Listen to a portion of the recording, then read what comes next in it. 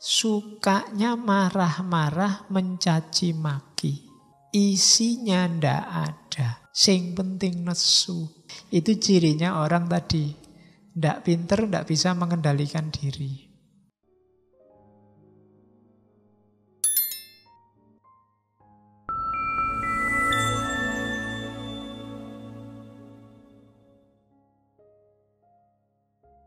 Oke, bismillah. Assalamualaikum warahmatullahi wabarakatuh.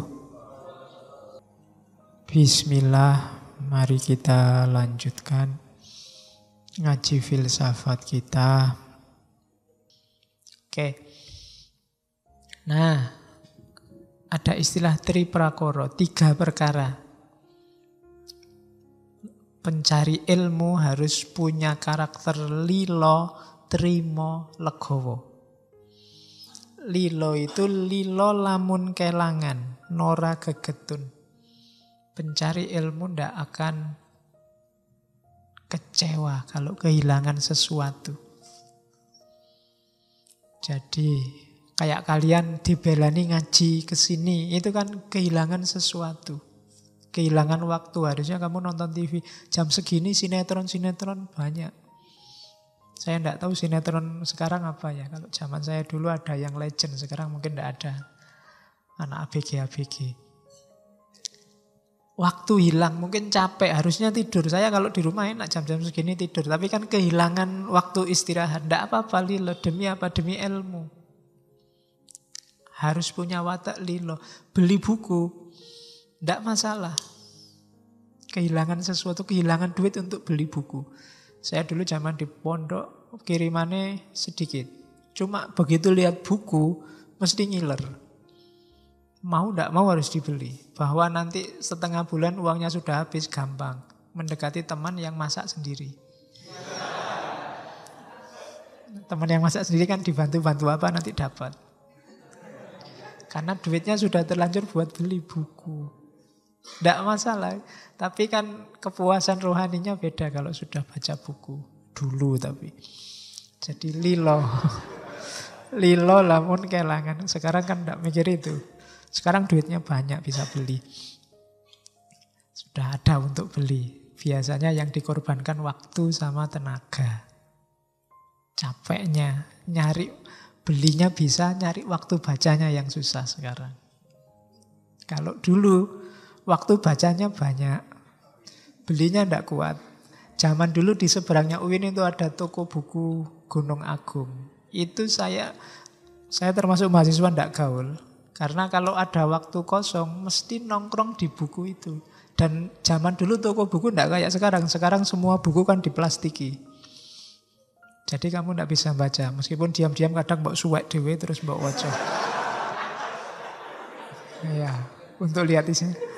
Kalau dulu bisa berjam-jam di toko buku, kadang mulai jam 8 kuliah jam pertama, jam setengah 9 sampai jam setengah 1 di situ. Lumayan surganya pencari ilmu itu toko buku yang bisa dibaca di tempat. Ya, jadi rela. Tetap ada yang harus dikorbankan. Nggak boleh cari enaknya saja, pasti ada yang harus dikorbankan. Kalau nggak lilo ya nggak jadi mencari ilmu. Terus trimo lamun ketaman seserik sameng dumadi. Jadi sabar, trimo. Kalau dapat perlakuan yang menyakitkan hati, pasti. Ketika kita menempuh jalur khusus yang berbeda dengan orang lain, pasti nanti ada perlakuan-perlakuan yang menyakitkan hati kita atau tidak cocok sama kita. Harus trimo. Bahasa Arabnya ridho. Terimalah kalau ada orang tidak cocok sama kalian. Dan yang terakhir legowo. Ikhlas. Menyerahkan diri pada Tuhan. Karakter utama seorang pencari ilmu itu 3. Lilo, trimo, legowo. Kalau kalian punya 3 karakter ini, hidupmu akan tentram. Yang membuat hidup kita sumpek adalah kita suka tidak rela kalau kehilangan sesuatu. kita tidak terima kalau ditimpa hal-hal yang kita tidak suka, dan kita tidak legowo, tidak rela atas kisah hidup kita, jalan hidup kita. Kita komplain dan mengeluh terus pada Tuhan. Jadi Mangkunegara kaping sekawan mengingatkan kita, laku utama kita harus punya 3 nilai ini. Lilo, trimo, dan legowo. Jangan sampai kita jadi orang yang karakternya tak berilmu, orang bodoh. Orang bodoh itu karakternya seperti apa? Guguk karsaning priyangga, menuruti kemauan sendiri. Nora nganggo peparah lamun angling, bila berbicara tanpa dipertimbangkan. Lumuh ing ngaran balilu, tidak mau dianggap bodoh. Uger guru aleman, maunya dipuji-puji. Sakarepe dhewe, ingin menang terus. Kalau ngomong ndak dipikir dulu, dianggap bodoh ndak mau, pinginnya dipuji terus. Itu ciri valid, pas untuk orang yang tak berilmu. Dimanapun kalian ketemu orang ini, sendaki itu, setinggi apapun omongannya, dia sebenarnya tidak berilmu. Orangnya los itu ndak ada remnya. Nggak ngerti apa yang harus diomongkan dan apa yang jangan diomongkan dan bagaimana cara ngomongnya. Kebalikannya ini, menuruti kemauan sendiri, ngomongnya tanpa pertimbangan, dianggap bodoh, nggak mau, minta dipuji terus. Menganggap dirinya itu baik terus.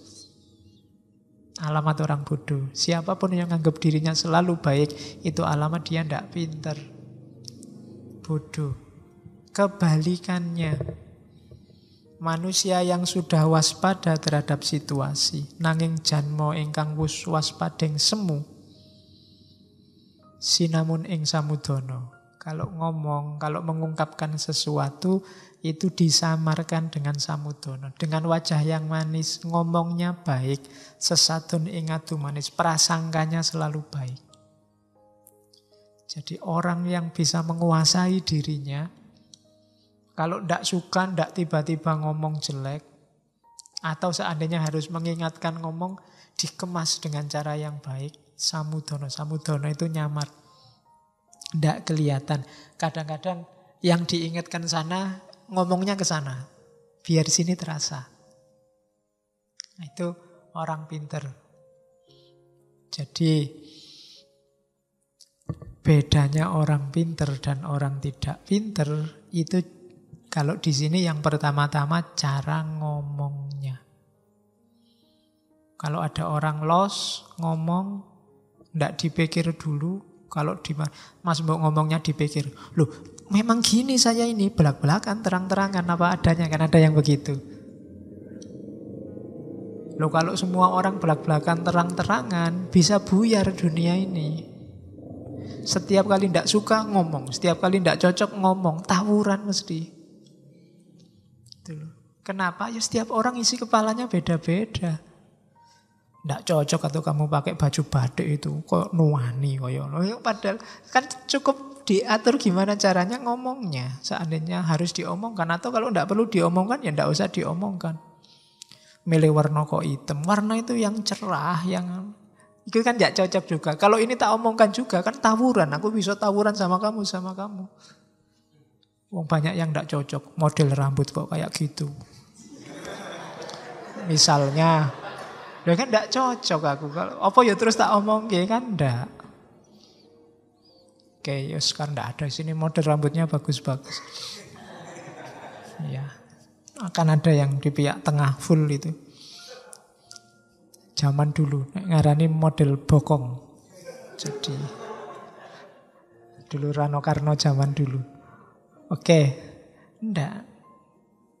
Jadi jangan dikira orang yang belak-belakan terang-terangan itu baik, katanya enggak. Itu menunjukkan orang enggak bisa mengekang dirinya. Menunjukkan dia ndak pinter. Dianggap bodoh ndak mau. Pengen dipuji. Kalau ada orang ngomong, saya itu ya sukanya belak-belakan gini. Itu berarti dia sebenarnya pengen dipuji. Wah, bagus sampean jujur. Kan pengen gitu. Setiap orang ngomong ada sayanya, itu biasanya pengen dipuji. Kesayaannya itu. Keakuannya itu. Aku ini ya gini, terserah kamu suka apa enggak. Itu sebenarnya dia pengen dipuji, akunya itu. Nah, itu diingatkan oleh Mangkunegara lewat Wedotomo.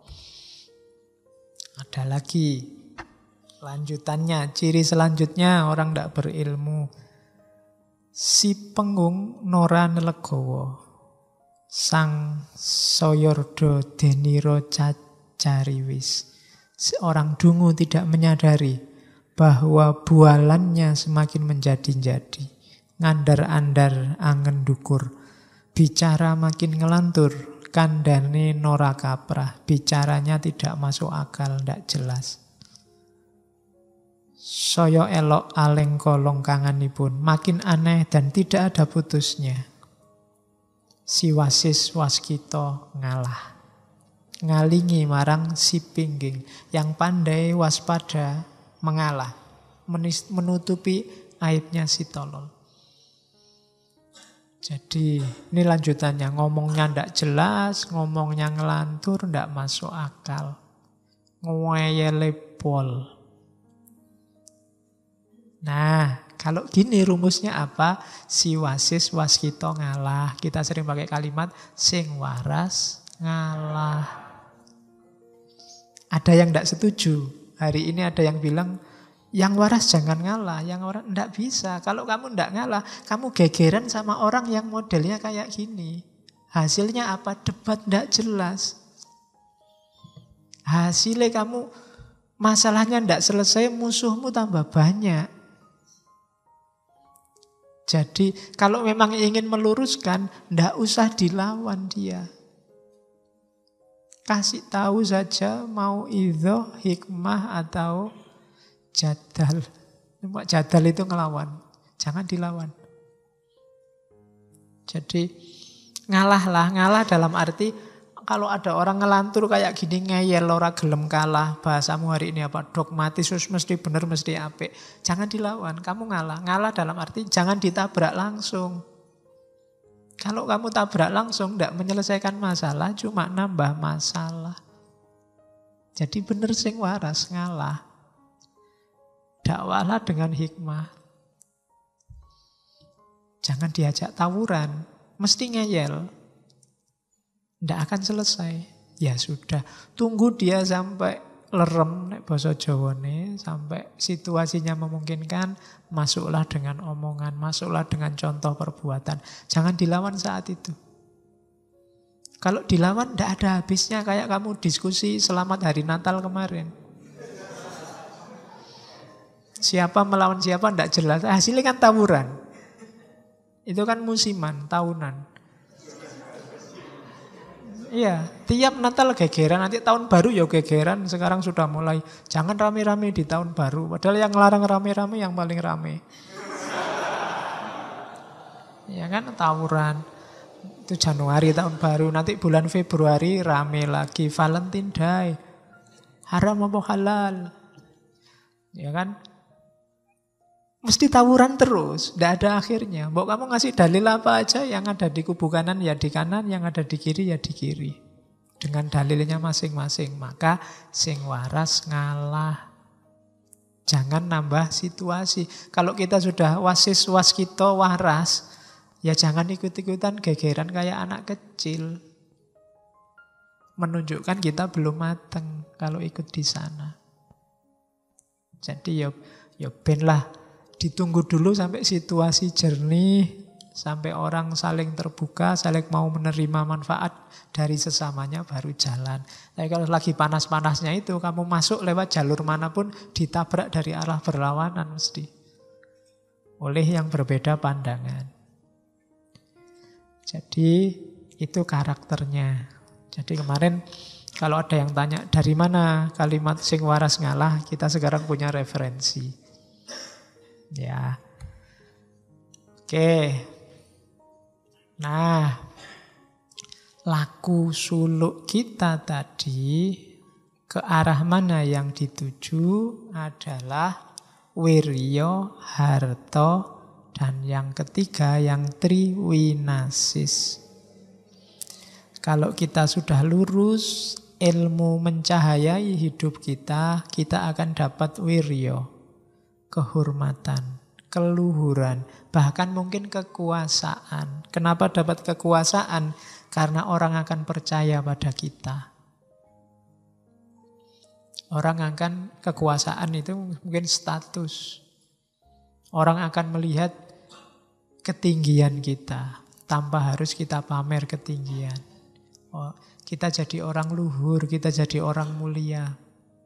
Dan kita juga punya arto. Arto itu kita akan dapat alat, dapat sarana, tidak harus uang. Meskipun arti letterlocknya uang, tapi maksudnya sarana. Media untuk mewujudkan keinginan kita. Ada yang salah di antara kita mengartikan arto hari ini. Dianggapnya uang itu tujuan. Tidak, uang itu alat, sarana. Kalau ada orang tujuan hidupnya mengumpulkan uang yang banyak, itu orang yang sangat tidak pinter. Karena uang itu hanya sarana untuk mewujudkan yang kamu inginkan. Jangan berhenti di uang, rugi. Kalau tiap hari kan banyak sekarang orang ribut gaji naik, ribut menuntut tingkat kesejahteraan, maksudnya bayarannya naik. Rugi kalau berhenti di situ. Karena uangnya itu, gaji naik itu kan cuma alat. Alat untuk kesejahteraanmu. Jangan berhenti di sana. Tidak serta-merta ketika gajimu naik, hidupmu terus tentrem. Kemarin ada penelitian itu, guru-guru di kabupaten tertentu itu sekarang tingkat perceraiannya tinggi. Gara-gara dapat sertifikasi guru. Duitnya oke. Karena duitnya banyak, mulai mikir macem-macem. Termasuk selingkuh. Terus tingkat perceraian jadi naik. Lah itu kan jadi bencana. Karena yang kamu pikir sejak awal dapat duitnya. Tidak pernah mikir kalau sudah dapat alat yang namanya duit, kamu mau apa? Itu penting. Jadi keliru kalau kamu mikirnya cari duit saja yang banyak. Harus kamu rumuskan juga. Besok kalau saya dapat uang banyak mau tak pakai apa? Kalau enggak, mesti aneh-aneh.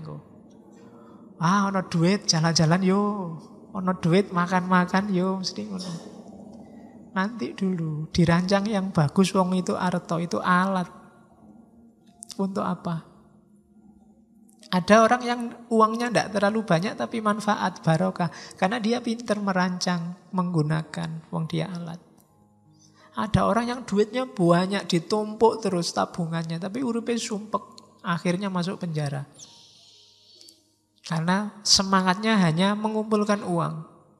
Dibayangkan kalau uangnya sudah ngumpul, hidupnya tentram. Keliru, uang itu cuma alat. Alat yang sama kayak cangkul. Kalau cangkulnya tidak kamu gerakkan, tidak kamu pakai buat macul, ya kamu tidak panen. Kayak uang yang ditumpuk terus sampai banyak. Tapi tidak dipikir besok buat apa. Itu yang bikin kadang-kadang orang tuanya meninggal gegeran rebutan warisan. Karena tidak dirancang dengan baik sejak awal. Dan yang ketiga pasti winasis, kepandaian, kewaskitaan. Hidup ini kalau kita tidak punya tiga hal itu, tidak punya wirya, tidak punya arto, tidak winasis, kalamun kongsi sepi saka wilangan tetelu telas tilasing janmo aji godhong jati aking temah popo papariman ngulandoro. Jadi kalau ketiganya kita tidak punya, tidak ada artinya kita jadi manusia. Derajat kita rendah. Bahkan lebih berharga daun jati yang kering. Karena kalau tiga itu tidak punya, kita akan jadi gelandangan, peminta-minta. Hidup kita bergantung pada orang lain. Hidup kita bergantung pada yang lain. Tidak mandiri. Orang yang tidak mandiri tidak punya harga. Maka wiryo, arto, dan winasis akan kita temui kalau kita menjalani laku ilmu. Kalau tidak kita tempuh, tidak sukses, dan kita tidak punya 3 hal itu, kita tidak lebih mulia dari daun jati yang kering. Itu kalau dilakukan enak, cuma sayangnya itu tadi, aku ra iso nyanyi. Oke, terus ada nanti dalam Wedotomo, ini klaster-klasternya saya bikin sendiri ya. Slide-slide-nya saya bikin sendiri, urutannya tak kacau sendiri, tak pilih yang saya cocok.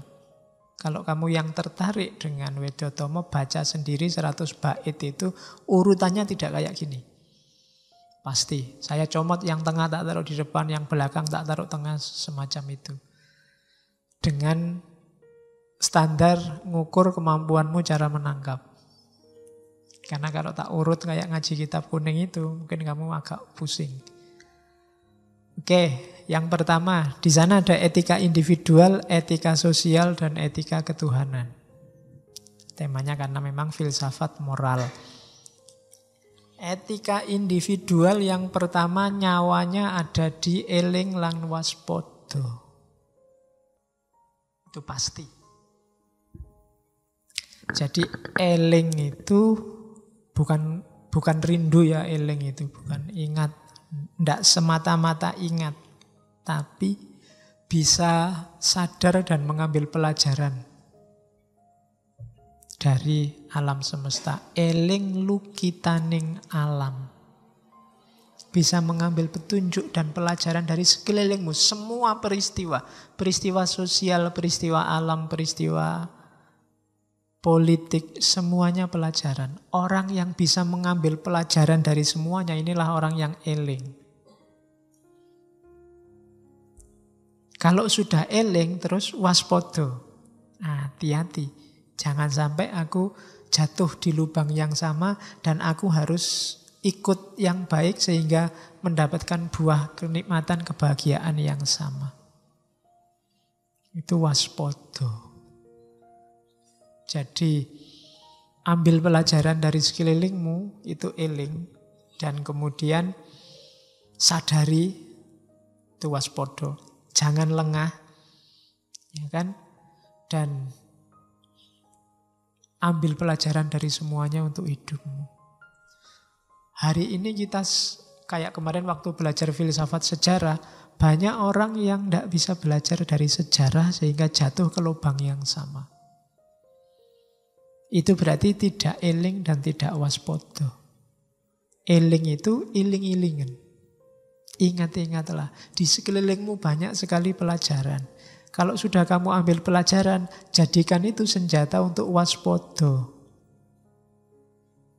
Biar kamu mendapatkan kebaikannya dan terhindar dari kejelekannya. Jangan sampai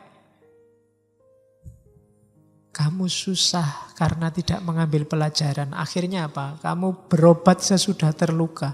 Atetombo yen wis bucik.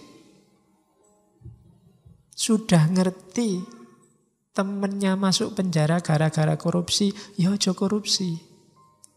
Kalau masih korupsi itu berarti apa? Atetombo yen wis bucik. Wong yang lain sudah ngasih contoh begitu. Kalau kamu melakukan hal itu, sepinter apapun kamu, tidak ada gunanya. Ilmumu tidak jadi cahaya. Jadi kuncinya seorang bermoral di Jawa yang pertama adalah eling lan waspodo. Tidak boleh orang jatuh ke lubang yang sama. Tidak hanya lubang yang pernah dia jatuh, tapi lubang yang orang lain pernah jatuh juga kita jangan sampai jatuh di situ. Itu berarti kita eling lan waspodo. Jadi rumus pertama, etika individual. Rumus kedua, harus bisa membedakan baik dan buruk. Ini buahnya ilmu. Mencahayai kita, pandeming kalbu. Jadi orang bermoral itu eling, waspada, ngerti apik, ngerti elek. Harus bisa membedakan. Kalau belum bisa, nggak ada gunanya ilmu. Ilmu itu untuk menerangi, membuat kita bisa membedakan mana baik, mana buruk. Berarti cirinya orang berilmu bisa membedakan dua hal ini. Selain eling, waspada, dia juga tahu baik dan buruk. Jadi ini menunjukkan bahwa sebagaimana di banyak teori yang lain, bahwa yang namanya pengetahuan itu sangat erat berhubungan dengan perilaku, dengan kebaikan, dengan moralitas. Dan moralitas sangat erat berhubungan dengan kebahagiaan. Jadi yang pertama, orang berilmu itu secara moral eling dan waspada, dan secara moral bisa membedakan baik dan buruk. Secara moral juga orang yang berilmu mudah memberi maaf. Jadi den ngaksamo kasisipaning sesami. Ya, nanti bisa dicek lagi waktu kita ngaji tentang memberi maaf. Orang yang tidak mau memberi maaf menunjukkan dia merasa penting, merasa besar. Ada nilai sombongnya dalam dirinya. Dan orang berilmu pasti tidak sombong. Karena semakin orang berilmu, semakin dia sadar bahwa masih sangat banyak hal yang dia tidak tahu. Maka dia mudah memaafkan orang lain. Jadi, den ngaksamo kasisipaning sesami. Dan terhindar dari perbuatan tercela dan sifat angkara murka. Oke. Kemudian kalau memang mampu, ikutilah dari buku. Termasuk Wedotomo. Banyak-banyak membaca. Karena buku-buku moral. Banyak membaca meskipun katanya Mangkunegara meskipun tidak persis. Tapi buku, ajaran, petuah, pedoman itu pemandu kita, kompas kita. Ya kita tidak bisa jadi orang. Kalau persis kayak yang di awal tadi, wah ngelakoni kanthi laku, eling waspada, itu tidak mungkin ada orang sempurna. Tapi kita berusaha ke sana, rujukan kita ke sana. Kayak orang melakukan perjalanan ke dalam diri itu kan perjalanan yang ya nggak mesti nyampe, tapi kamu sudah ada di jalur yang benar. Kalau sudah nyampe luar biasa. Jadi ikuti semua ideal tadi dari buku-buku, dari petuah-petuah untuk kita jadi manusia yang mulia, manusia utama. Dan selain milih kebaikan juga menghindar dari kejahatan. Cirinya apa sih orang yang ditelan angkara murka itu? Adalah kareme angowos-owos uwo setan ono mung janjine muring-muring. Salah satunya cirinya itu yang saya ambil. Yang hari ini sering kita lihat. Sukanya marah-marah mencaci maki. Isinya ndak ada. Sing penting nesu. Amung janjine muring-muring. Uwo setan ono. Hari ini banyak orang yang asal marah. Gara-gara temannya marah, dia ikut-ikutan marah. Kayak orang demo itu loh. Gantian marah ke atas panggung. Kenapa? Temannya marah, dia ikut marah. Jadi, padahal kalau ditanya, jenengan ki nesu nopo, mungkin dia ya bingung. Marah sama siapa? Enggak jelas juga. Marah tentang apa? Titik salahnya di mana? Kadang juga tidak jelas. Yang penting teriak-teriak. Uwo setan ono. Pokoknya pinginnya bengok-bengok, nesu-nesu. Ada yang itu cirinya orang tadi.